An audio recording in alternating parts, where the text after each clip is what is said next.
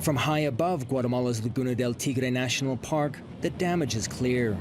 Dozens of deliberately set fires tear through vegetation, and officials don't have the resources to stop them. It's a crisis that threatens the largest tropical forest north of the Amazon.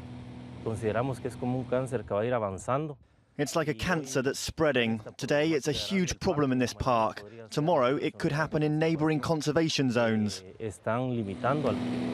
This border zone is a trafficking hotspot. Illegal landing strips and junked drug planes litter the park. But it's so-called narco ranchers and their illegal cattle who are driving the ecological disaster. Criminal groups often use local people to set fires and clear grazing land.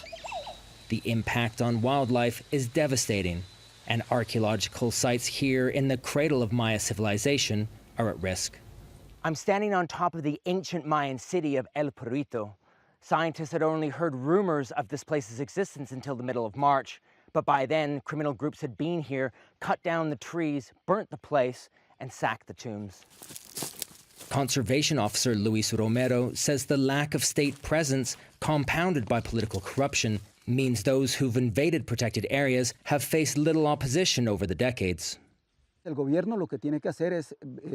The government needs to pay attention to what's happening in these protected areas and apply the law, whether it's against organised crime or organised groups living in the parks illegally. If Guatemala fails to act, this species could be amongst the first to disappear. Only around 250 scarlet macaws are left in the country's forests, and the fires are on their doorstep. This is the only place in Guatemala where scarlet macaws reproduce, the only place where they live. If we lose these nesting sites, we'll lose macaws here and possibly throughout the region forever. Striking a deal with community members who genuinely need land is the most viable way to save this park.